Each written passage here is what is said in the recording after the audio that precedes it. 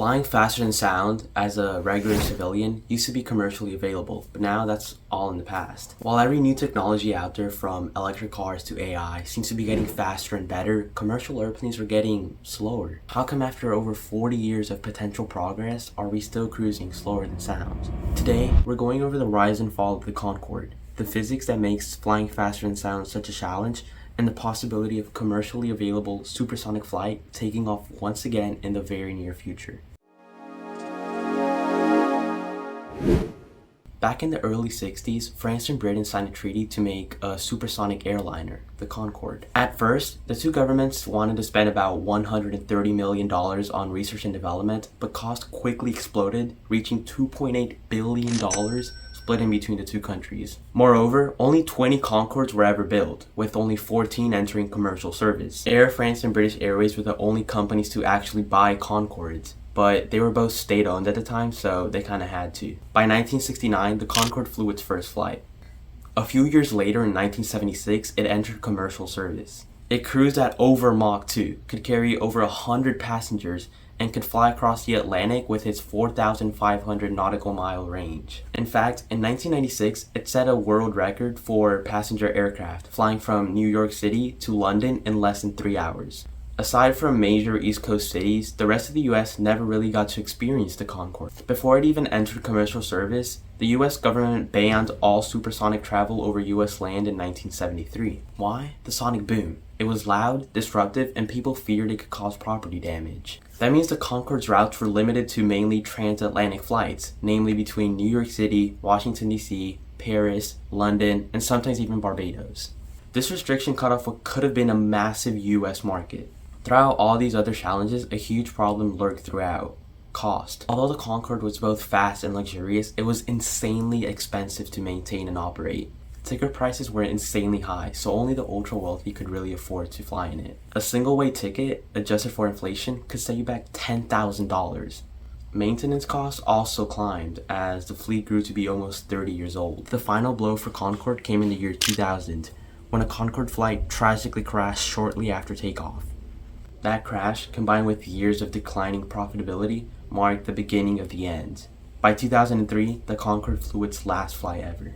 The age of supersonic passenger flight and the Concorde came to a sad and expensive end. Okay, so maybe the Concorde had its run, but why don't newer planes match its speed? It's been well over 20 years since the Concorde got retired. Wouldn't that be time enough for a new supersonic airliner? The thing is that flying that fast isn't economically viable for airliners that already have tight profit margins. Going past Mach 1 introduces nasty physical phenomena that cost more fuel to deal with than companies really want to afford. Airliners find it more economic to go slower and charge less. Speeding up to Mach 1 could mean charging 2 to 5 times per ticket just to cover the added costs. So, what exactly are those nasty physical phenomena that cost so much fuel they're avoided entirely by airliners? Normally, when a plane flies subsonically, its presence creates a gradual disruption.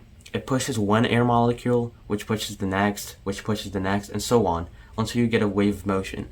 A vibration, which we call sound. As long as you're going slower than Mach 1, the sound, which is really a pressure wave, expands away from the plane. Going faster than Mach 1, however, means these waves literally can't move away or even catch up to the airplane. They get so compressed they turn into a powerful shock wave.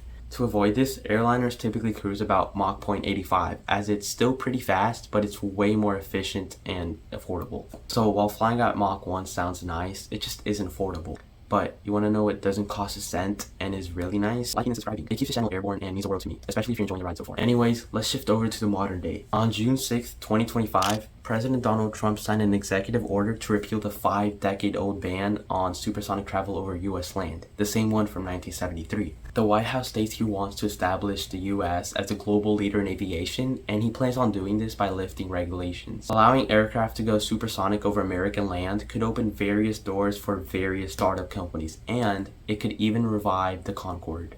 In particular, one American company has been leading the way for passenger supersonic travel, Boom Supersonic. They've made great strides at reducing the sonic boom with their in-development, state-of-the-art Boom Overture jet. A potential new Concorde, it will be able to cruise at around Mach 1.7, seat around 70 passengers, and fly with net zero carbon emissions. It may look futuristic, but it already has 130 orders and pre-orders from major airliners all around the world. Moreover, its first flight is set to be in 2026 and enter commercial service before 2030. Nicknamed the Concorde 2.0 for a reason, the Overture jet may have one of you guys watching right now fly on it in the very near future. While most of us never got to experience the Concorde and its blazing speeds, that may change pretty soon. Flying supersonic is already a difficult feat within itself, but making that commercially available has proven to be too expensive for airliners until now. If you like this video and want to know more about the sonic boom, go check out my video diving into exactly that. Thanks for watching.